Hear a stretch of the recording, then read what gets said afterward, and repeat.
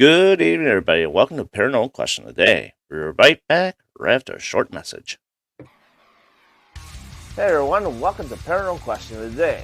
We do live podcasts with live guests, live paranormal investigations as well. We do product reviews, so sit back, enjoy the channel, get popcorn, get a soda, and I'll see you soon. And we are back. So I hope everybody's had a good Monday, a good start of the work week. I know mine was slow and tiring. Every day I start at 4 a.m. So, so tonight's guests, we have Lee and Patti Allen from Ghostly Travelers, correct? Ghostly Travels, yep. Paravision's Paranormal Society. Yep. Right. Yep. So how are you guys doing tonight? Welcome to the show. I'll let you start, Patti. Thank you for having us. We're doing well, and like you, my days start early as well. I start at about 5:30, so I'm traveling this week for work, but excited to be here. Absolutely, glad to have you guys on. It's been a while. I've been meaning to get you guys on. It's schedule gets a little hectic every once in a while. But yeah, it happens. Life changes, every day it's something. Right. Hi, Amy. Welcome to the program. So Amy Bingenheimer and her husband Scott are part of MGS Paranormal Illinois. So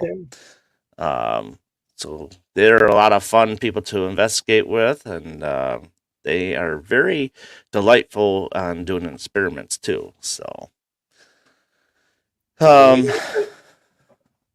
So let's start with you, Lee. So what got you into the paranormal, and who is Lee Allen? Okay, well, we'll start with who is Lee Allen, because my paranormal is not part of me growing up. Okay.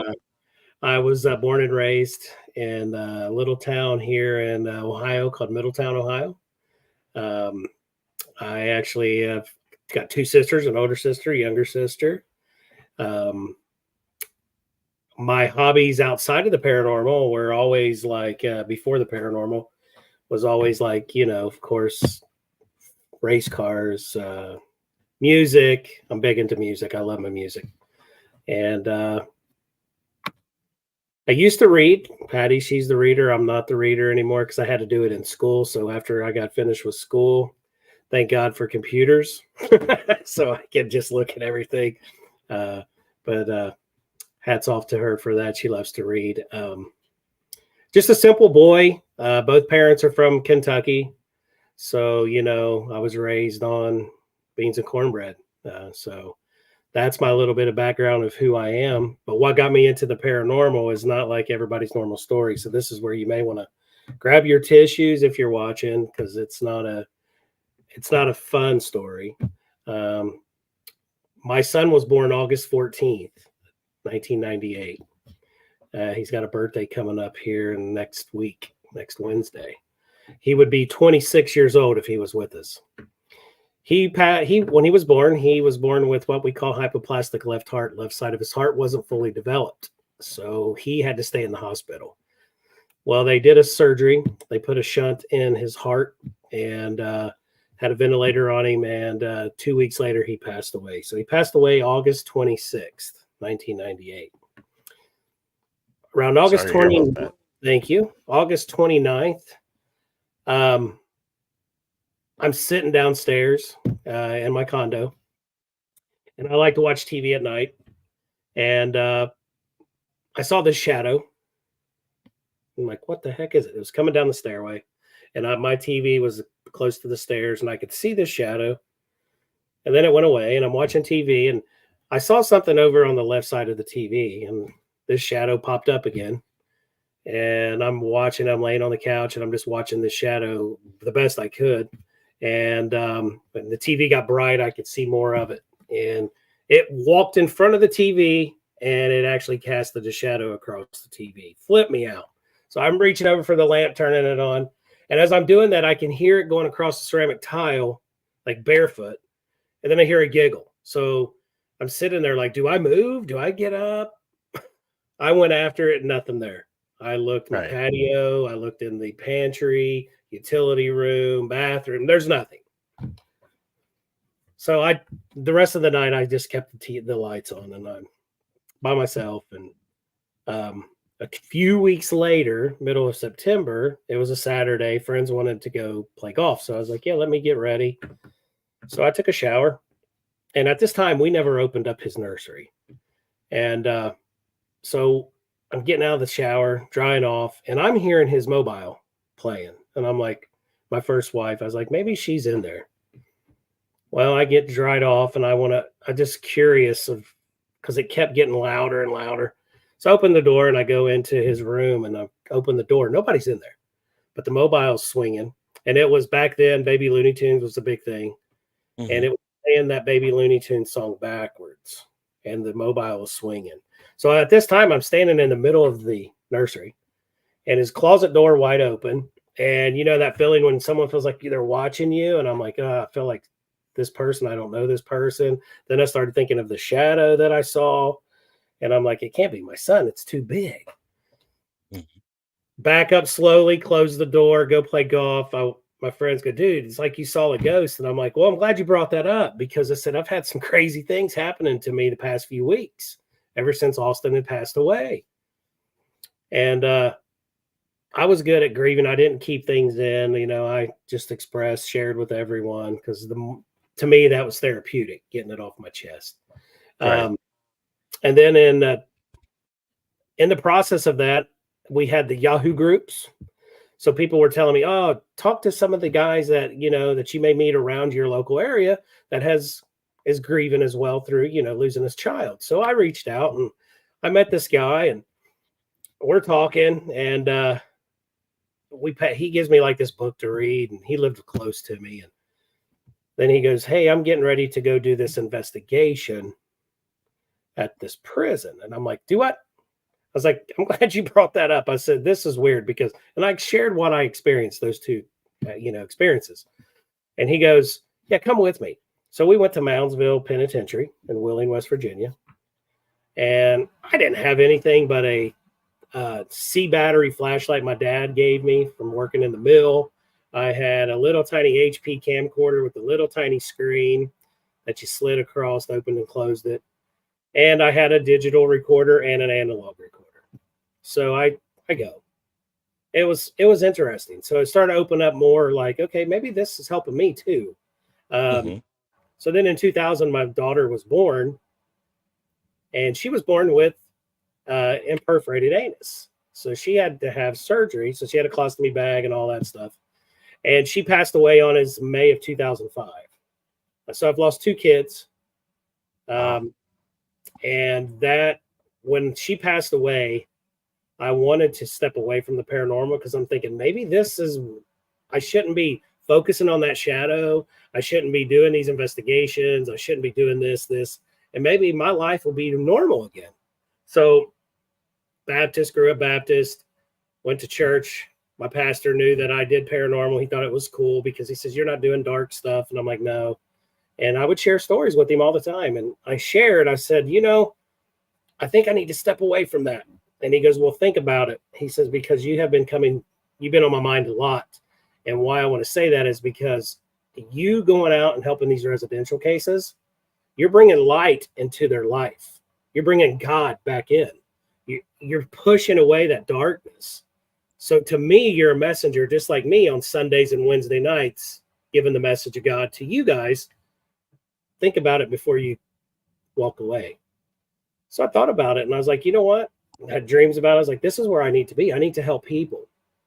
Mhm. So, and like Patti knows, when helping somebody, for me, it's therapeutic. It just calms me. It's like listening to music just to calm me down. So, from 1998, still going on, I started Paravisions in 2002. So that's how I got in the field. And that's why I'm Wow. still. I mean, it's interesting that that your pastor was talking about how that's cool that you're in the paranormal stuff and you share stories. It's very interesting because a lot of them don't want to hear about it. No. I mean, it's like they Absolutely not. shy away from it, and it's like, oh, well, you're dealing with, devil stuff, and it's Yeah. like, And so no, many times in these stories, talking to him and other guys around that's in the church, they're like, I can't believe you do that. And I'm like, well, I can't believe that you believe in God, but you don't believe in the devil. yeah, So you got to believe in both. You can't just believe in one. yeah. I I mean, mean, if we believed in God, we wouldn't be pissed off all the time. We wouldn't be taken away, doing crazy things and having to go into counseling. So yeah, I tell them all the time, both of those guys walk this earth. yeah, And I was like, you got to believe in both. And then it started changing people's minds when they would come to me and their perspective of paranormal. It's like, yeah, okay, we don't go out there and just sit around a seance table and cast demons into these people's homes or into us and hang out at cemeteries and do this. I said, that's not, you got paranormal all wrong. Paranormal is a great thing. It's not what you think. I was like, my thing when I got into it, I'm a big history buff. I love history. So I bring that involved. And then it's really cool and fascinating when, you got that 100% scale hmm, of the paranormal. And we only got that 5% because my full-time job, I'm in the fire industry. So everything we can reenact, we can debunk. But that 5%, we all scratch our head and go, okay, something what we call the unknown. Let's figure this out. Let's see what we got. And then when we capture something really cool, it's like, wow, then you put that history with it. You're like, wow, maybe why I was talking to somebody that's in the history books that we read in school. How right, cool is that? That could have been General Lee. That could have been George Washington, Abraham Lincoln. We don't know. right. And 95% of the time, we don't know who we're talking to unless things really correlate with what we're experiencing or questionnaires and stuff like that. Then we kind of have an idea, but still, in the grand scheme of things, we really still don't know who we talk to. Absolutely not. So, um, but yeah, it's very interesting. Yeah, it is a very sad beginning how you got into it.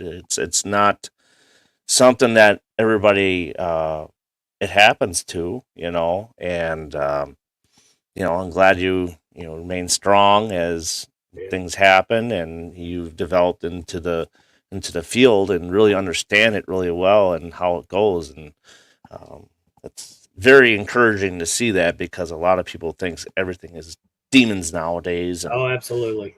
and I Everything's a get demon. I get tired of that. Yeah, me too. Everything that they pick up on a recorder that's got multiple files, it's a demon. Hmm. And I'm like, Yeah, wait a minute. That's a digital recorder. It's got multiple files. It can be hacked. That's why they do right. not use digital voice recorders in any court system because they Yeah, can be hacked. And these things go through frequencies. I was right, like, that right. could be a grumpy old grandpa. Just you knew him when he was alive. This is how he was. And you bring your friends in to investigate the location, and they're like, oh, that's a demon. No, that's my grandpa. That's just he was a grumpy old man in real life. Right. So, yeah. Denise, welcome to the show. So now we get to Patty. Yeah. So, who is Patty Allen, and how did you get into the paranormal field? To begin with, I'm the opposite of Lee, uh, where Lee is extremely outgoing and, loves to be kind of the center of attention.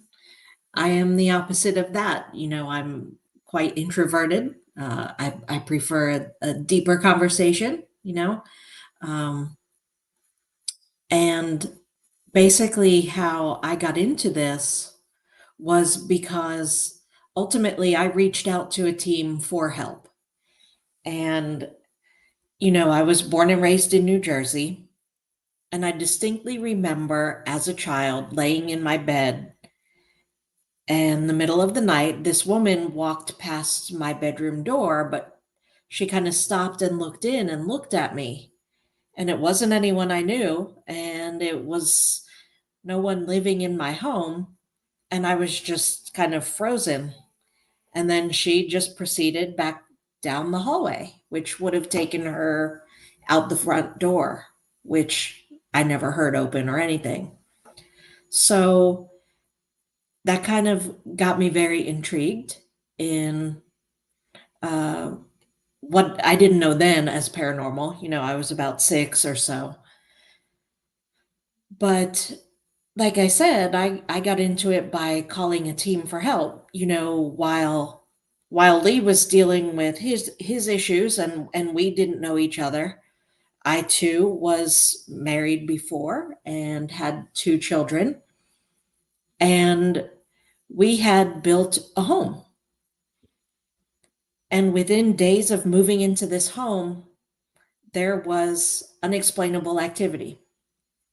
Um, there were shadow figures. There was, I was having really strange dreams. Now, I was pregnant, so okay, could that be what triggered this? Maybe, but at the same time, my husband at the time was having strange dreams as well, and they were always involving our son. So one night, every smoke alarm in the house went off, Mm. and there was no smoke. We could not explain it. We couldn't get them to stop. And by that time, I had had the baby. We now had a baby daughter. And I just remember thinking, and finally I told him, I said, we need to put the kids in the same room. We need to get my son out of that room. And so we did. We pulled the son out of the room, put him in with the baby, and everything went very quiet. It was just bizarre. Um, but part of the bigger problem was that our son, who was 2 years old at the time, he was about 2.5, was waking up screaming every single night. And he was saying that there was someone coming out of his closet. So, me being the mom, I would be in there with him. And more often than not, I'd fall asleep in his little race car bed. And I just kept trying to explain there's no one in the closet. But it was every night. And every night, this thing was getting closer to him. And I was like, who is it? What does it look like? And he said it was a man who looked like a cat and walked on 2 legs. And I will never forget, my 2.5-year-old telling me, and he goes, but his eyes, Mama, his eyes are so blue. And I'm like, geez, that's really creepy and weird. Yeah. And finally, one night I was just so frustrated because I was tired. I was working. Right. I was up every night with a baby and with him. And finally, I flung open the closet door and I'm like, there is nothing in here. And that's when I saw a box from our move, just marked games, that had a Ouija board. Now, Oh. I'm not anti Ouija boards. This is a different time. But Right. back then, in that moment, I was like, oh gosh, we got to get that out of here. Um, and we did. We threw it away. Again, didn't, not really knowing proper etiquette or such. But that went on for years. And eventually, life and other stress happens. That marriage dissolved. Mm-hmm. And activity had never stopped, but I guess I noticed it more when I was alone because I kept the house. And that's when I was reaching out to a team for help. Okay. That team said, we don't quite understand what's happening, and we want you to have a second opinion. So they gave me a few names. I did my research of these teams, and Paravisions was the one that drew me in. They seemed the most professional. Mm-hmm. And so, the part of the Paravisions team at the time came out, investigated. So eventually that's how I came to meet Lee. And what we realized when we started talking and getting to know each other was that our children were the same ages. He had his son and then a daughter. I was the same way, son and daughter, born in the same years. My son's nursery was also Baby Looney Tunes. Like there were just so many parallels. Yeah. And we just started to really think that, in a sense, this was almost like Yeah. it was almost like Lee's second chance at a family. And, um, I certainly wasn't looking to meet anyone. He wasn't looking that I'm aware of. Mhm. But That's usually when it all happens. yeah, and it did. And I remember after we started seeing each other, and I told him that I would love to be involved with the team, that Hmm. I would need some training and such, but I would love to work on the team. And um, the unique part to that was I did bring the client side of things. There were Right. things that I witnessed when both teams were investigating my house that were alarming. Um, you know, Stuff like they came in, they didn't tell me what they were doing. Hmm.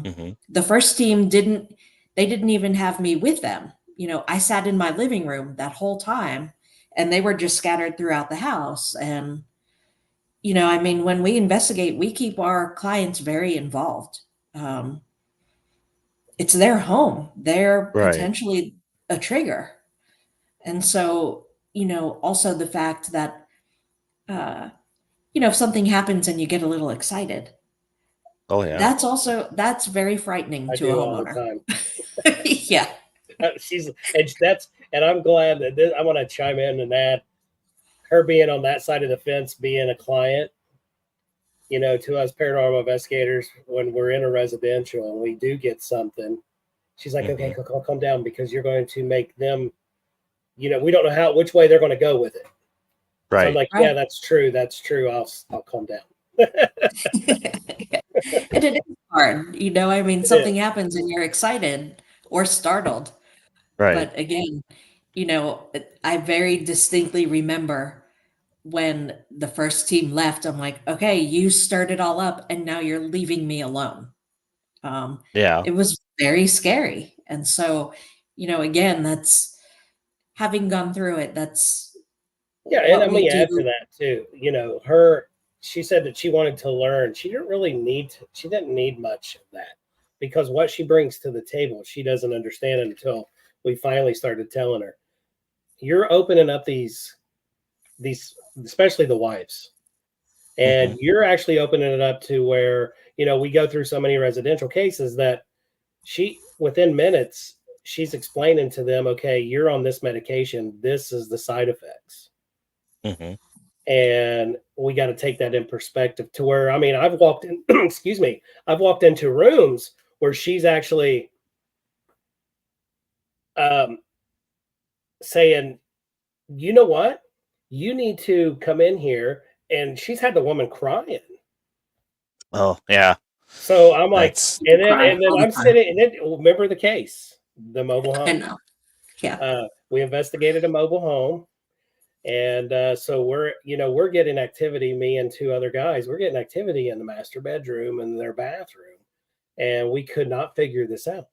Well, she's yeah. on the other end of the mobile home. And so she came and says, I need you to come in here. And so I go in, and this lady's sitting on the floor against the closet door, and she's crying. And I'm like, what did you do to her? That's exactly what I said. And she goes, will you sit in here with me? Because she said, I feel like I'm getting somewhere. So as she's Right. doing that, I'm sitting by her, and all of a sudden I just fly back on my back, because I'm an empath, my ability. I felt like someone was scratching me all to hell.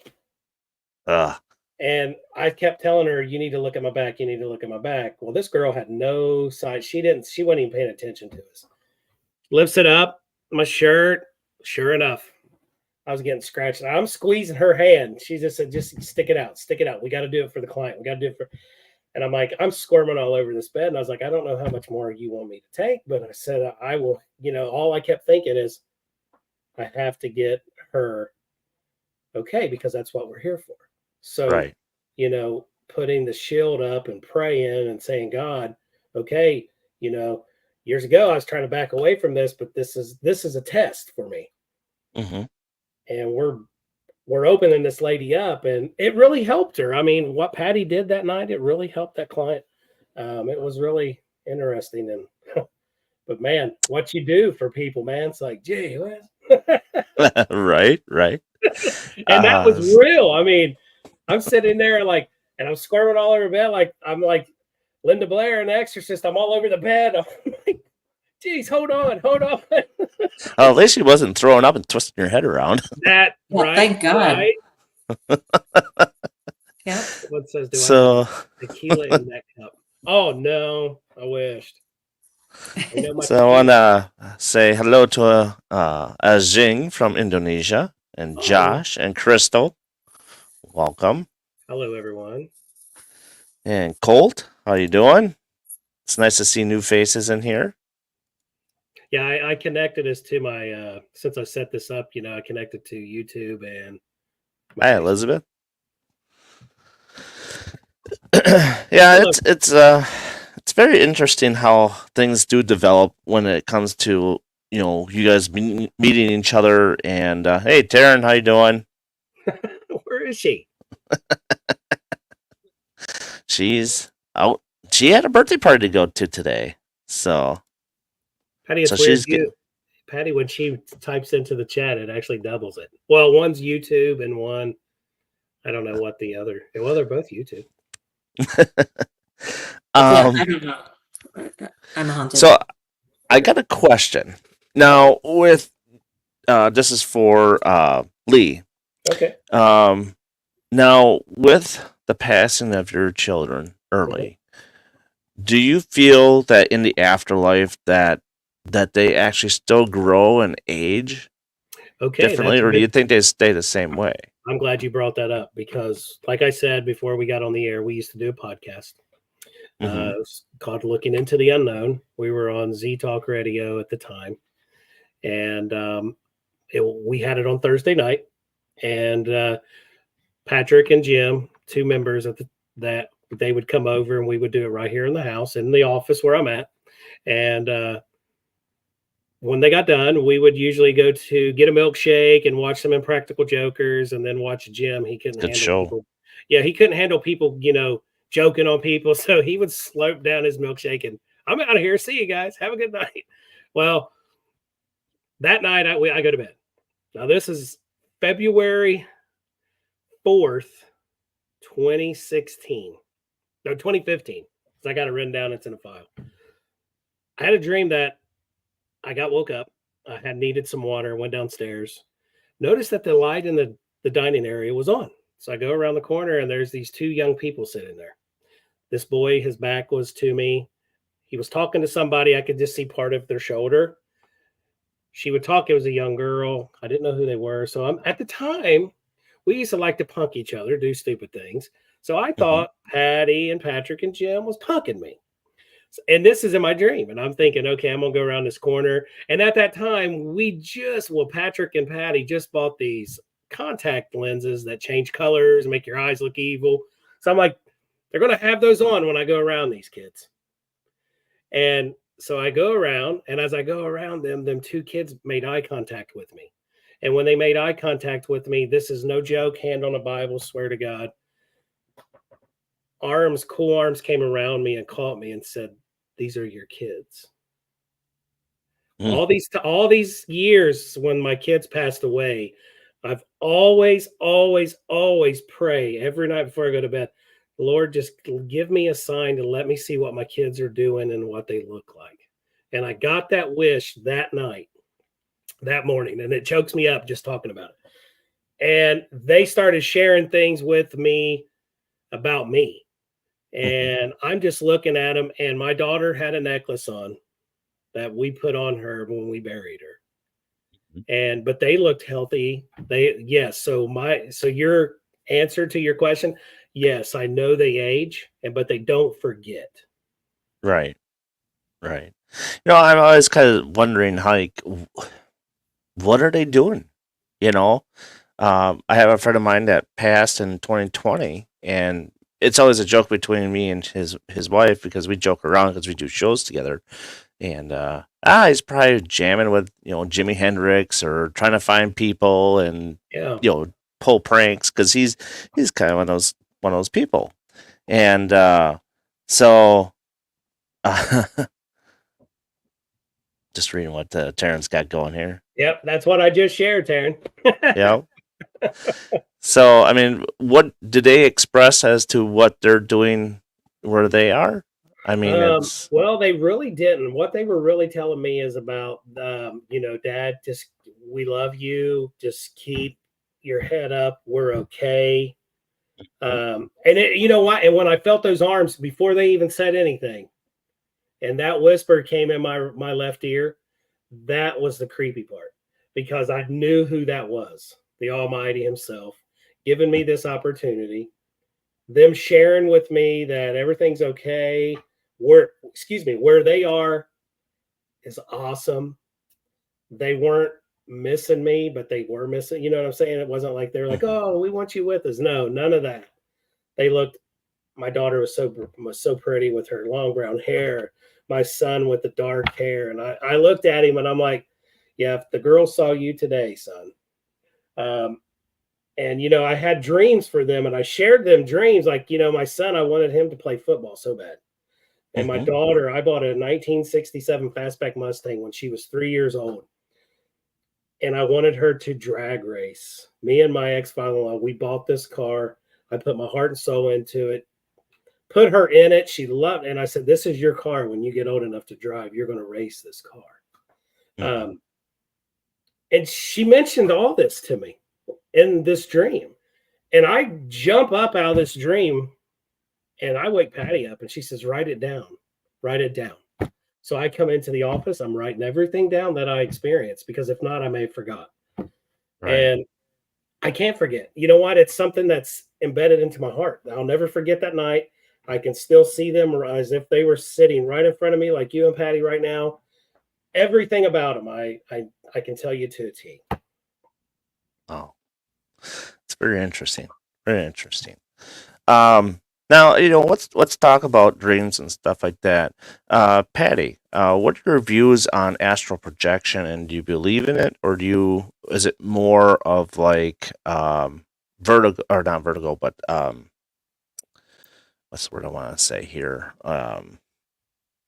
Like Final Destination type deal, like premonitions. Personally, I do think astral projection is completely different from premonition. I wish I could astral project. I would love to do that. But I can't. I do know we had a neighbor who oh yeah, he would come to the show. Yeah, he has since passed away, but he was telling us about his nightly excursions, and I don't know, I almost feel like it's kind of a form of meditation, and maybe it starts out as a meditation. I'm not very well versed on it, but I definitely think it's real. Just like I do think premonitions are real, I just don't think they're the same thing. Do you have experience with that? Me, sometimes I do have with premonitions type deal where you dream about something and all of a sudden it happens 6 months down the road. Have you ever done it like when it may not be a dream, it's just something that you thought of, and then when you're driving down the road, it's like, I've been there, done that, and I need to get out of this lane. Jim on our team, he does this a lot. He said deja vu. Yeah, like deja vu. This was something that popped up. He had to get out of this lane, and as he did, it really happened. A big truck's tire blew, and that thing came flying at him. If he was in that lane, he said, I probably would have wrecked. Who knows? Yeah. And that's the one thing is, yeah, it does happen to be. It's just like you go to some locations, like I've been here before, but I don't know how I've been here, True. Hey, Jackie. And that's just, sometimes that kind of freaks me out a little bit. It's like, I don't want to know anything about the future in a way. I just want life to play out as it is. Yeah, I don't want to know what's happening tomorrow. That's creepy. But if you past lives, I mean, Yeah. I believe in past lives because I tell you what, the best past life that I think I've ever had was Patty knows I love westerns, and I could live as a cowboy. I think I was an outlaw at one time because I just says, "Man, that is so cool." And I told her, I says, "Okay, we've done all these like vacations. I need to be a week in the cowboy days. Just give me a week." Hmm. And then she goes, "Okay, we'll do it." So I was like, "Well, looking at these ranches, they're more modern these days. I just want to be out west. I just want to experience some of that stuff, plus investigate some of the old places, Tombstone, OK Corral, all the good stuff." Nevada be your place to go then. Yeah, I was like, man, that's right up my alley. Because Right. when I watch these westerns, I just feel like, like that's home. Like you grew up, but you still go back to the neighborhood you grew up in. That's Hmm. home. So Yeah. yeah, it's just isn't it weird though? But there's more to life than what we know. Hmm.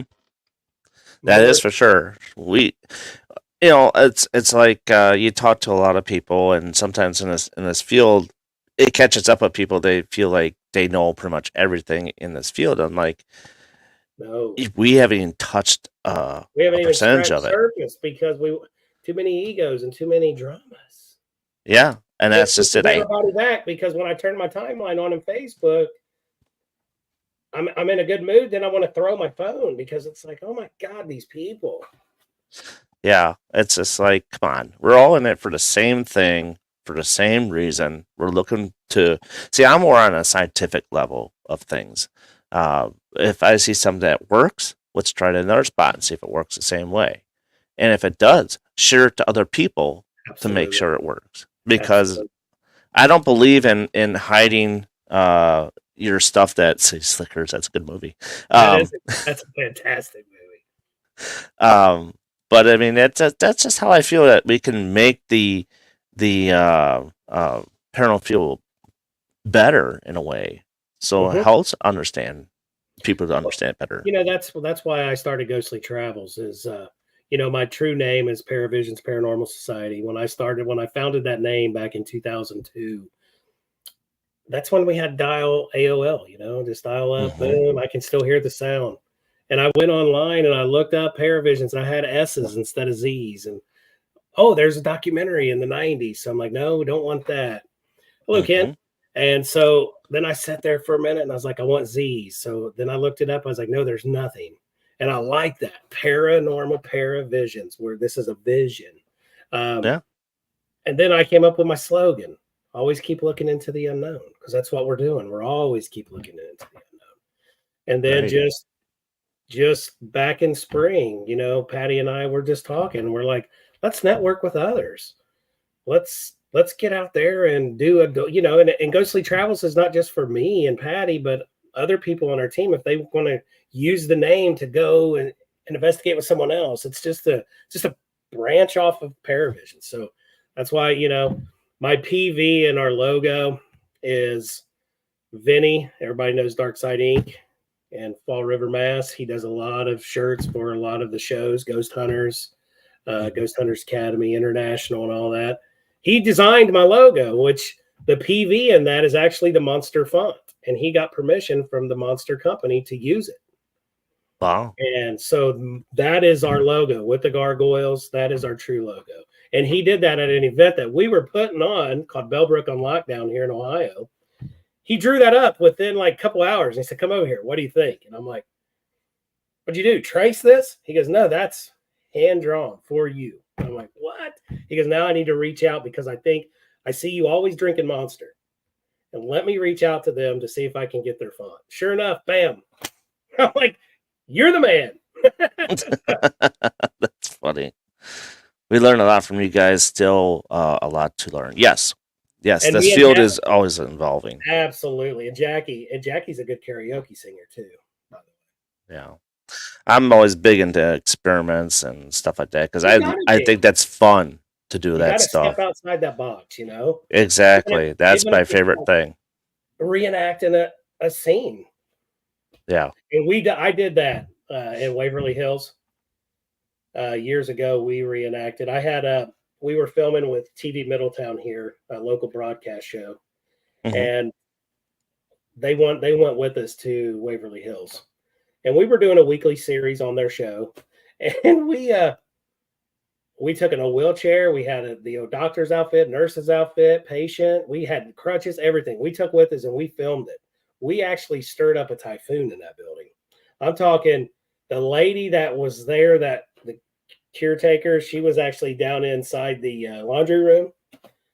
She called me on a two-way radio. Are you guys okay over there? And I'm actually in the wheelchair as the patient walking through.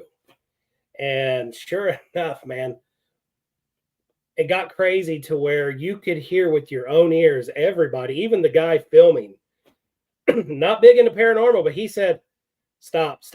I'm hearing people coughing in these rooms. I'm hearing screaming. And we got this all on audio and his camera picking it up. But what was sad is what it done to people that was there. It affected their lives afterwards, like weeks later. I had to reach out to a medium that we know real well, and she actually cleansed me because I felt not myself. There was a couple there that just got married, but they went home and got a divorce. I'm like, it really screwed so sometimes that reenactment stuff can get a little scary, but like you say, you still got to step outside that box. Right. We got to push the paranormal. And, someone asked me something the other day, and I want to ask everybody, do you think that the good Lord, when we're getting all these, we're getting all these answers to our questions and we're pursuing the paranormal, do you think that one day he's going to stop and say, this is as far as you can go? This is as far as I want you to know? Nope. I don't either, because he's also a son of God. And that was my answer. He's a son of God. So he had to walk this earth just like we did to get answers. Yeah. I like to know as like the Ice Age stuff. Yeah. So whatever you're doing, if you're doing an investigation at a location and people are like, are you nuts? No, say you damn right. If it takes it, damn right I'm nuts, because I'm trying to open up the next door. Yeah. A lot of people that shake their head at me. There he goes. Hold my beer and watch this. Patti, so what are your feelings about psychic mediums and how they work and they do their things? And do you think doing seances with psychic mediums help, or is it kind of hurt things? What's your view on that? Well, I'm extremely intrigued by psychic mediums, and I have had a couple of readings. It's kind of disconcerting when you're paying someone for a reading. I understand that for many of them, that's their livelihood. I get that. But at the same time, we don't charge for investigations because we feel, A, it's not a proven science, but also we feel like if someone is paying us, they are expecting a result, they're expecting something. Right. So I can say that one reading that I have had, I feel was extremely legit.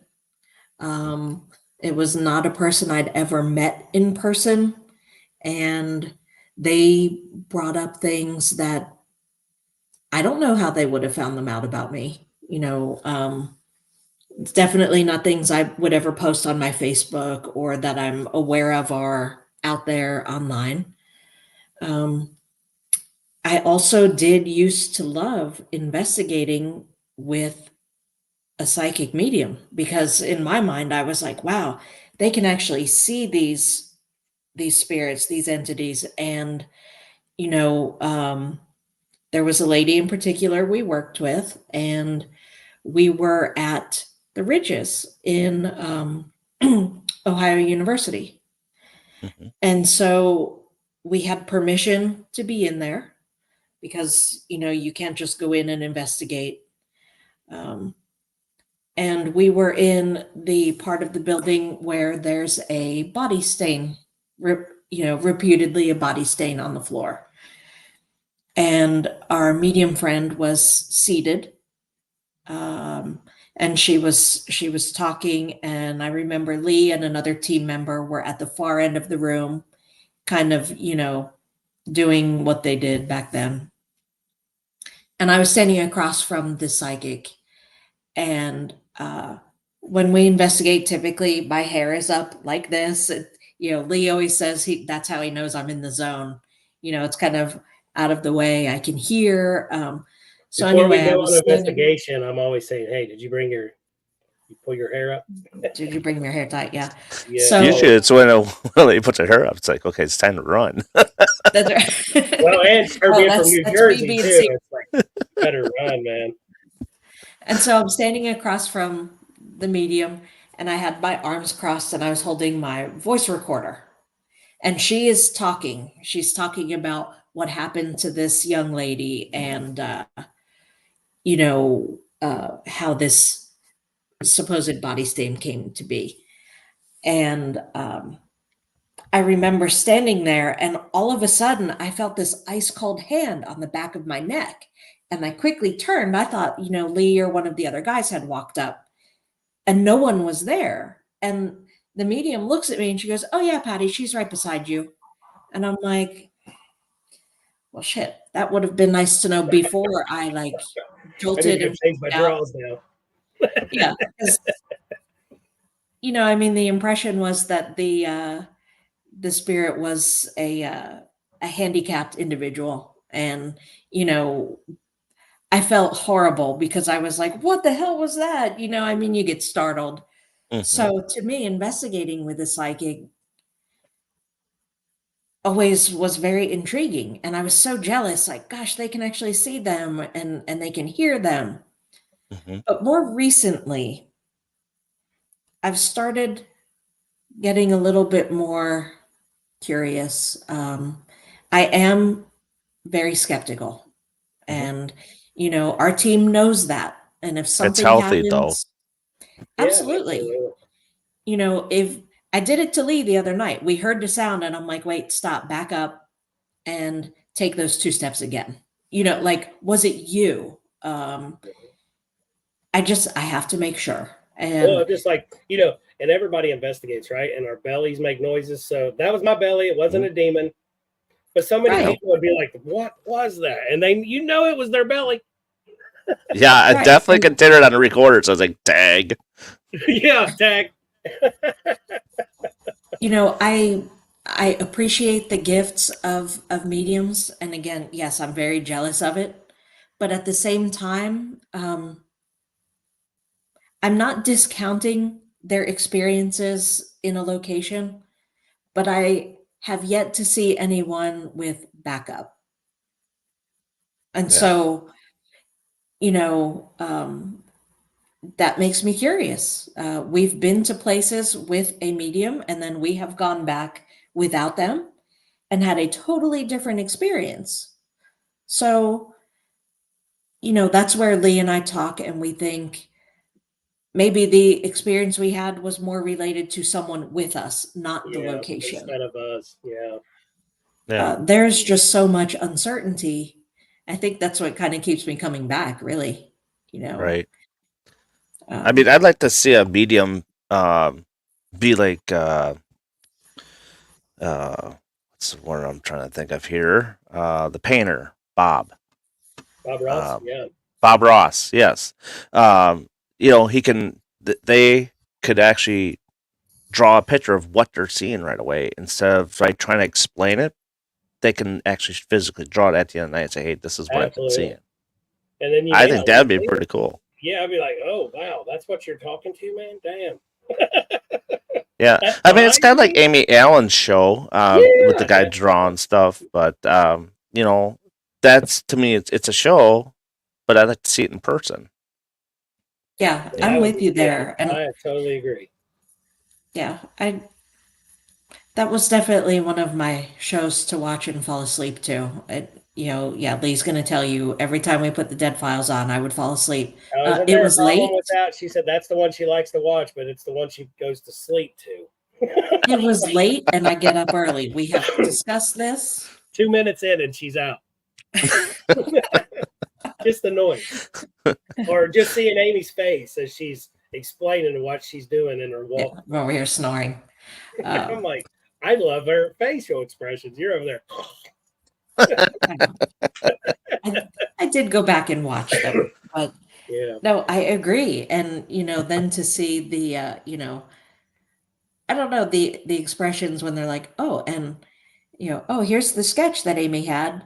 And then, Steve's over there like, I think I know who she's talking about. And he whips out this picture and it looks just like the guy, like, Or Steve's face when she draws the demon and he goes, oh, damn. I don't want to show you guys this. yeah, to the homeowners. And they're like, oh my God. And they start crying.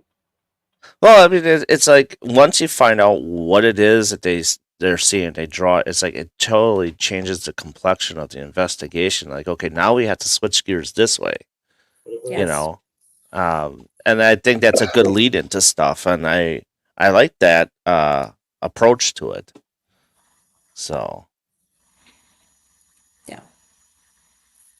but I mean, it's one of those things that I don't know. That's something that it just kind of popped in my head a little bit here to just listen to her talk, and it's like, Yeah. you know. So let's get into a little bit of gear. We'll start with you, Patty. What is your favorite piece of gear that you use on investigation, and what is a piece of gear that you feel is a waste of complete time? My favorite is the Ovilus. Okay. Being and that is simply because I always forget which version we have, but we've got the screen. And so when it speaks and then you've got the screen, there's no question what it has said. We've actually got the old versions, their first Oviluses, the A and B, Rev A and Rev B. That people, I saw prices. I'm like $5,000. You can buy it from me. If you No, we want are it. not. We're No, not Yeah, I think selling. the 5B is the current version right now. Yeah. So we got the very first ones Bill Chappell made. And she loves it because it's got the data reader. Right. Again, I'm looking for that proof all the time. And I would what is the one that I always want? I want the You want puck, what they call the right? puck. Yeah. Yeah, I want the puck.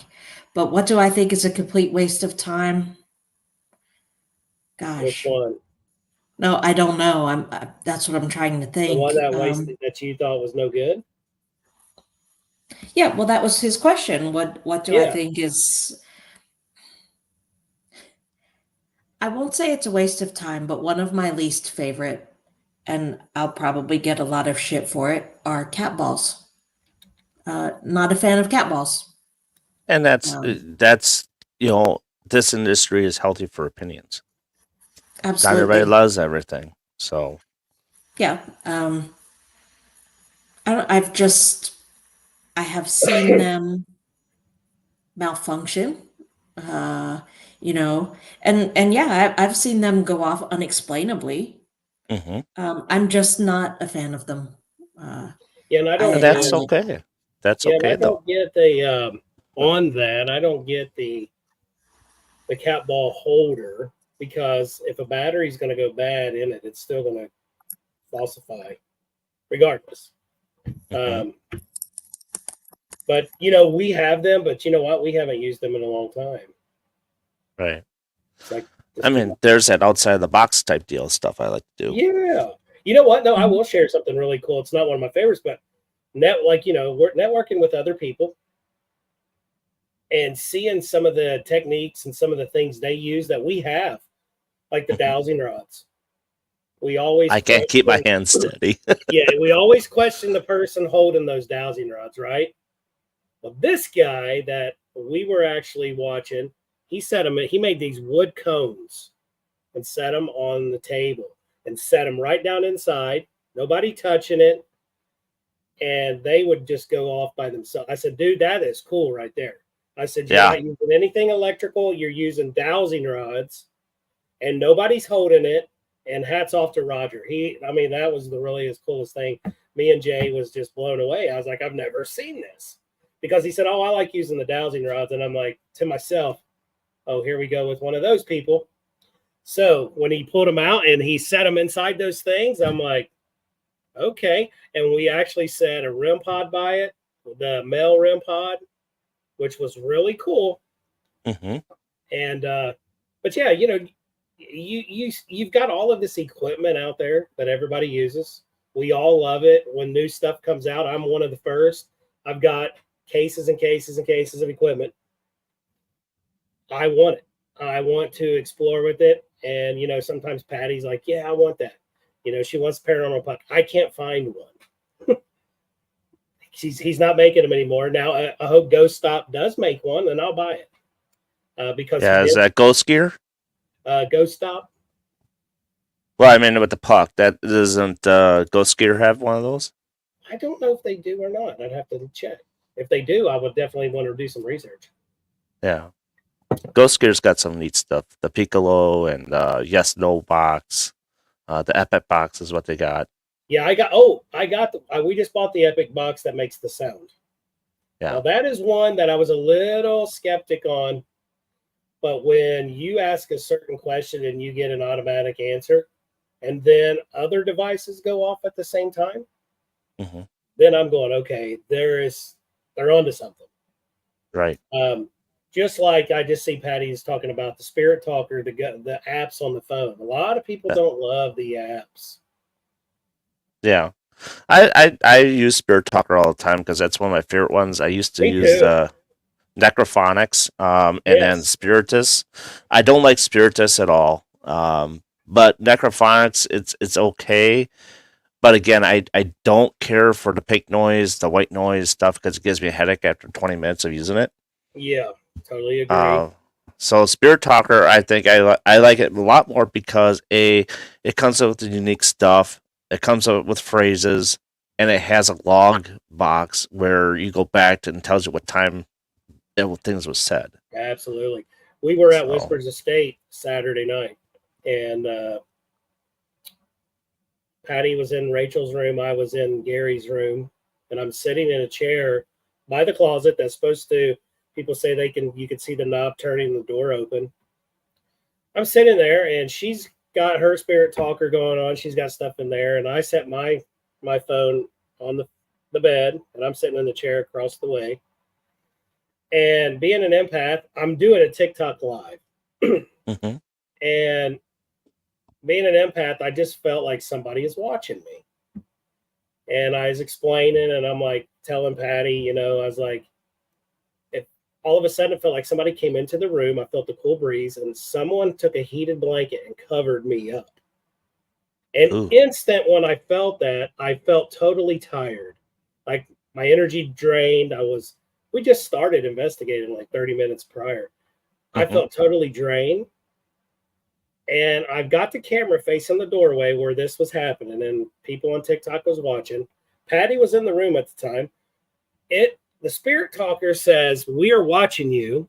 And all of a sudden, in the camera from my phone, down the hallway, the lamp comes on, and that says, "We're watching you." And I said, "Hold on." I says, I don't know what's happening right now. I says, but I'm feeling really weird. And for that to all about, go into play. And I was like, see, there's a good example. People say, "Oh, phone apps, they use all of your data and different things." And I'm like, really? For something like that? Yeah. And I've heard stories where people say, if they didn't listen to Spirit Talker, their house would have burned down. Yeah. So there is. That's the best $4 I spent. Exactly. You don't need to spend $20 on certain apps. Yeah. Have sometimes you ever checked the? I don't know if anyone's ever used it. Hey, Carmen. I saw it on the Paranormal Files. The Necrometer. Yeah, I use that. Do you? Is it a good one? Is it worth $10? I think it's worth the $10. I think it does a little bit more than what Necrophonics does. It's much more like online, like Spirit Talker. Okay. You could change the voice to make it sound scarier, but I don't recommend it. Yeah, but... I don't need that. I just want. but it does. It's accurate too. So I like them both. So I have them Okay. both. Um. Now, when I So use what? necrophonic, real quick, when I use necrophonic, I don't know if you, but it seems like it goes into German mode. Well, I don't use it enough. I kind of walked away from it because it's like I'm not very good at the SS method. I always usually have people do it besides me, Yeah. and I ask the questions because I'm better at asking. You have to have a trained ear when it comes to SS method and stuff like that, and I always have a hard time with that because I work in a factory, so my ears are not. I don't trust them enough. Um, but for certain things, and when people can handle the white noise, then I let them do it. Oh So, yeah, absolutely. And um, I'm a little skeptic on the Estes method. and there's different ways. I mean, you got the Delco method, Delco experiment with the goggles and all that stuff too. Yeah, with the Uh, lamp. yeah, I just I don't know if I care for that as much. It's kind of like you're in VR mode, Yeah. Yeah. And then they got the VR headset with Ghost Tube and all that stuff, and I don't know. I just sometimes those things I think they're way above and beyond what they need to be. They make things more difficult. Yeah, they make it, as I say, they make it more difficult than what it should be. But tactics like outside the box. I like using uh, cards, like game cards, ESP cards. I'll use Tesla coils, Tesla guns, a Metrodome. I'll use like balloons with lights in them. Stuff like that. Just go outside the box and not have to use the normal toys everybody else uses because you get bored of using the same stuff over and over. Oh, absolutely. So, and I think trigger objects too. When it comes to locations, I always look ahead. Okay, I'm going here, and I go to my friend. Okay, what would be good for this location to make a special trigger object for this location. Yeah. A pack of cigarettes out of jail, Yeah, I got a buddy that makes cigarette REM pods. Really? That's cool. Yes, Travis Wazaki is from Wazaki Paranormal. He makes them. Cool. And they're not expensive either. They're about $60. That's not yeah, just certain little things, Right. And then I also told him too, in today's society, even more so I would say 20 years ago today, people are still the same way with coffee. They're big coffee drinkers. So I'm like, can you, like, if I get like a Stanley Cup or whatever, can you turn that into a REM pod for coffee and put like a packet of coffee in there to get the smell out? Yeah.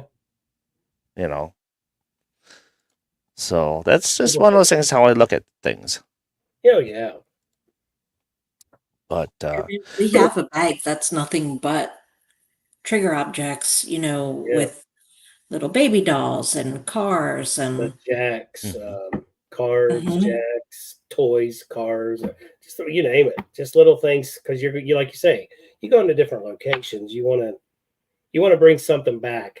Like I investigated years ago a VFW. Okay. And I've heard of that. That doing, and like an American Legion or something.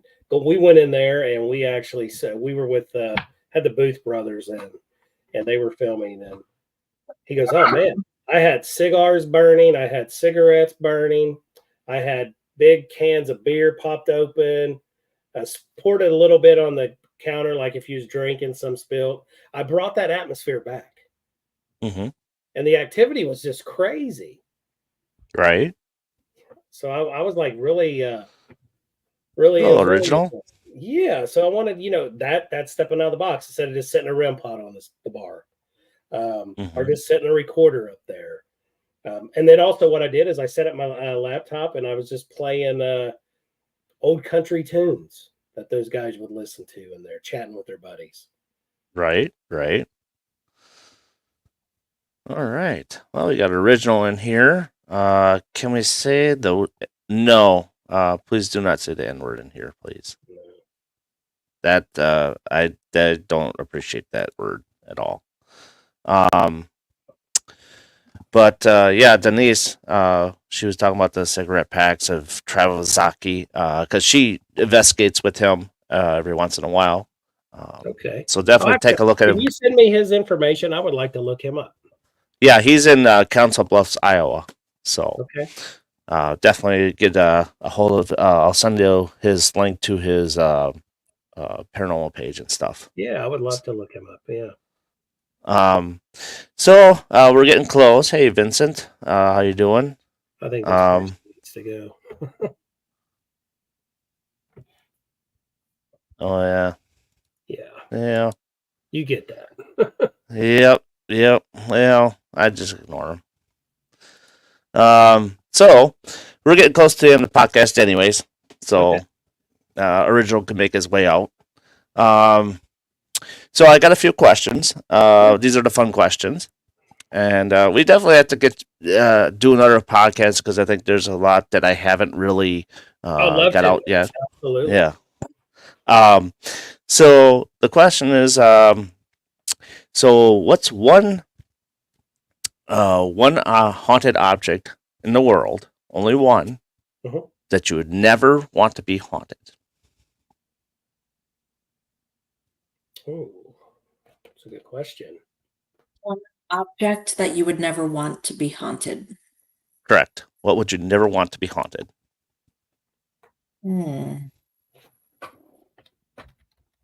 Thanks, Amy. That's a tough one, man. Well, you know what? I want to say my car. I hope it never is haunted when I drive it. Like Chris Well, you know, that's one of the answers. Yeah. During the process of me driving it. Now, me owning Christine, the original car, that'd be cool. Yeah. But, yeah, I would have to say my car. Because Patti? Man. One I make it object tough. I would never want to be haunted. Yeah, I'm gonna say, like, for me, it's got to be something very personal, like, Could be anything. And I have parental advisory up, so. there you go. Yeah. I'm going with, like my wedding dress or something, and I don't know why it would be, but just something very personal to me. Uh-huh. Everyone always wants a haunted house until you have one. Exactly. Where I'm at sitting right now. Yeah, I saw someone just said the toilet. Yeah. What are you I don't going want with? the toilet to be haunted. Ding, ding, ding. That is the number one answer. Is it really Yeah. the toilet? The toilet is the number one answer. Wow. That's hilarious. Yeah, it's the other one is Jesus. This guy is nonstop. Oh wow. So many pages, it's unreal. He called us friends, yeah. I can let him be. So there is one that really brought up a good one is and it was just right out of the mouth, no hesitation. This was on another radio show that I do radio shows as well. And she said butt plug. Yeah, there you go. Oh my. Yeah, you wouldn't want that. No. I'm like that. Wow. Are you sure you want to think about that? And right out of the mouth. Yeah, no hesitation. She's just going to tell you. No hesitation. Yeah. I'm like, that always comes back like that's a killer for me. And it's like, man. Yeah. Sex toys, please don't be haunted. Now, the flip side of that, what is one object in the world that you would like to be haunted?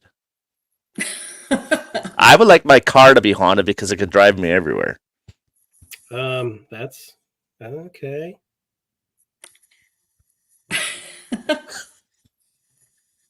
Now I got the wheels going. Yeah. I'm thinking here though.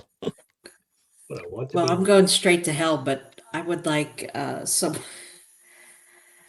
Oh God, I Here's can't what even we say need. it. Yeah, I You What's would that? like I'm with someone's Darren. prosthetic. Go ahead. Oh, I'm with Darren on my car after an investigation when we're driving 2 hours. I'm like, just please get me home. Pick me up. Put me home. Beam me Watch up. out for that deer. Yeah, exactly. Because, Saturday night, it was a 3-hour drive from Whispers to the house. And I was like, we got to drive home because Patty's got to get on the road. And so for work. And so I was like driving, she's getting comfortable over there. And I'm like, looked up like, please just pick me up and put me in the driveway right now. But I don't know. Something that I want to be haunted. As I say, we already got a haunted cat. She came from Randolph County Asylum. Mm. I would like someone's like prosthetic arm or leg to be haunted. Oh, And then they could, jeez. then they could like, beat people and, Jeez. I could drop an address by them or like a YouTube name, something like that, that would be good. What? I like to use it for evil. Yeah, there you go. Hey, now we're not supposed to be talking about evil stuff here. I know. Oh, that's right. That's right. I forgot. Disclaimer. Yeah, right. So here's the toughest one. This is the final fun question. Again, what's one object in the world that you would never want to hold? Oh, I already know that. Pile of shit. Jesus. I'm going straight there. I don't want to hold none of that. Well, I already did, babe. What are you talking about? Jesus. We were Yeah, on an he did. investigation. This is no shit. We were at an investigation over in Shelbyville, Indiana. The restaurant was called the Panzerotti. And the owner, super nice guy, had a little dog, like a little Maltese. And he walked us around and he goes, okay, I'm out of here. So have a good night. And doors locked behind you. I was like, okay, call me if you need me. So 4 hours in there investigating, and we're sitting in the dining area. Now they just closed this, right? At 6, cleaned up. They left. We met him, and then we did our walkthrough. Boom. So it's a couple hours in. We're sitting in the restaurant area, and we're sitting at tables. I go to sit at a table, and my foot rolled across like the salt shaker, like. I'm like, what the hell? So I reached down as I'm talking to them, pick it up, lay it on as I'm laying it down, I shine a flashlight. I said, that ain't a damn salt shaker. That's a turd. And I was like, somebody sat here a few hours ago with this turd on they're dying laughing. They're like, oh my God. I was like, only me would pick up the damn dog shit. Patty? That was terrible. For me, it would be something at like one of the concentration camps. And Like the Holocaust. absolutely. I mean, Yes. our son lives in Vienna, Austria, and a couple of years ago he was living in Salzburg, and I visited him there, and we went to Dachau. Mm-hmm. And it is it's just an amazing experience, but I honestly, I was very careful about what I touched. I mean, I just, yeah, I would not want, I would not want any of that juju with me. Yeah. Well, when she was posting those pictures just so I could see them, she was putting them on Facebook because her and our daughter went over. Facebook was automatically shutting it down. Right. Oh, yeah. And I'm like, these freaking idiots, man. Yeah, they were shutting her down quick. I was like, well, she said, I posted them. I was like, no, you didn't. Because if you did, somebody said, not today, Satan.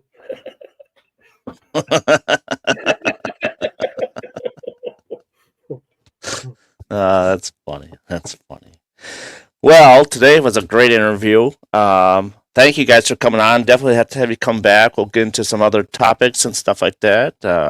Like I said, my outreach is pretty decent. Obviously, I got some other people in here that I didn't care for in the chat, but it happens, you know. So yeah, this is what I usually like to do. Is for those that don't know who you are, I like to get that out there, and so people know who you are, and it's just how it goes, you know. I appreciate you guys coming on and taking their time and opportunity to be on here. So do you guys have stuff coming up that you want to promote, or what your next investigation is, and how can people get a hold of you? We are working on a few things. We don't have a lot really set up, and we just fly by night. We are helping a residential this Saturday night down in Cincinnati, and we are working. We do a lot of things with tourism groups. Okay. So Kentucky, we're going to be in London, Kentucky, and I think the weekend's going to be October the 18th. We're going to be, we do a group thing where people can come out and investigate with us. We're going to be at Camp Wildcat that weekend. That's fun. Don't know where else we're going to be. I'm talking to the tourism person. We're getting that set up. But you can reach us. You can find us at Facebook at Paravisions Paranormal Society. You can also find us on YouTube. You can find us on Instagram and TikTok. So. Now, just kind of real quick question. Social media, when you're live, do you feel that it's a benefit, or do you think it's a distraction?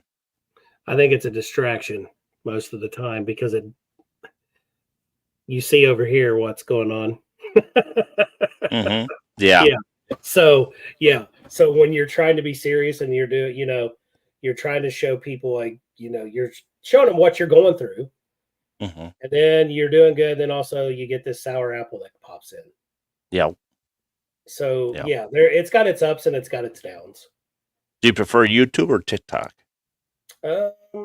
I've done a lot more TikTok, but now I'm swinging towards YouTube now. So.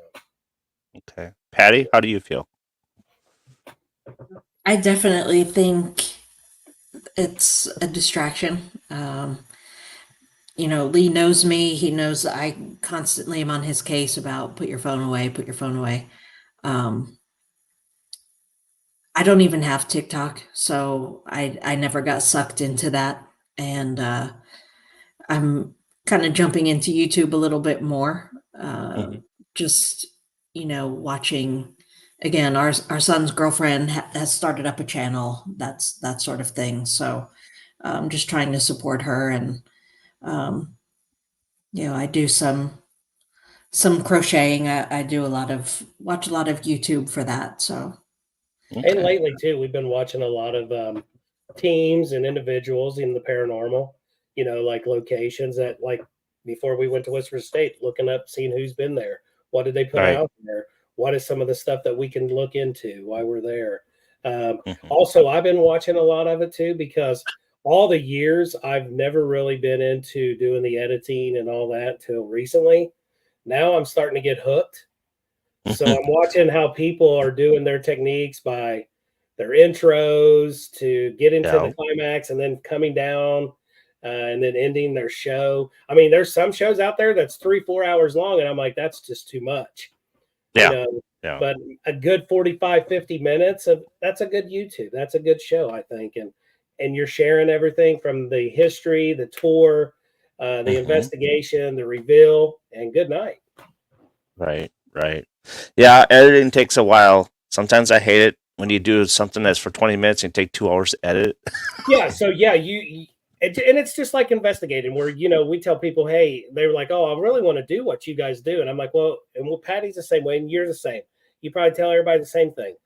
It's not just going in and having a good time in a scary place, because you want to document with audio, video, and then you got to go back and you got to review all that. And you're going to do it over and over until Because if you get something good on audio or you get something good on video, you want other people to see. And what's your opinion before I put this out there?